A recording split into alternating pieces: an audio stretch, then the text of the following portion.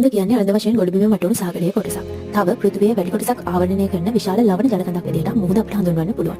මුහුදු ජලයේ වැඩියෙන්ම දිය වෙලා තියෙන ඝන ද්‍රව්‍ය වන්නේ සෝඩියම් ක්ලෝරයිඩ්. තව මැග්නීසියම්, පොටෑසියම්, කැල්සියම් රසදිය ලවණ තව ගොඩක් දේවල් තියෙනවා. ලෝකයේ සාගර පහක් සහ ප්‍රධාන මුහුදු හතක් සහ කුඩා මුහුදු ගොඩක් තියෙනවා. සාගර පහ කිව්වොත් ආර්ක්ටික්, ඇට්ලන්ටික්, පැසිෆික්, ඉන්දියානු සහ දකුණු සාගර වේ.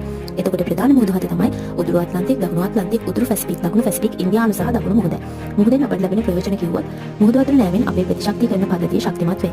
මුහුදු ජලයේ ප්‍රතිබැක්ටීරියා සහ ප්‍රතිවෛරස් තියෙන නිසා සමේ තෙතමනය රඳවා ගැනීමට, සමේ රෝග සුවීමට, තුවාල සුවීමට උපකාරී වේ. ශ්වසන ගැටළු රෝග ලක්ෂණ අඩු කිරීමට වගේම මුහුදු ජලයේ ඇති ඉහළ මැග්නීසියම් ප්‍රමාණය නිසා ස්නායු පද්ධතිය සංසුන් කිරීමටත්, මනස සංසුන් කිරීමටත්, මොළයේ තරංග ලිහිල් කිරීමටත් උපකාරී වේ. තව මුහුදේ පිහිනීම රුධිර පීඩනය අඩු කරන අතර හොඳ නිින්දක් ලබා ගැනීමට උපකාරී වේ. තව මාංශපේශී වේදනාවට, ආතරයිටිස් සහ පශ්චාත් ශල්‍ය කර්ම වේදනාව සමනය කිරීමට මුහුදු ජලය උපකාරී වේ.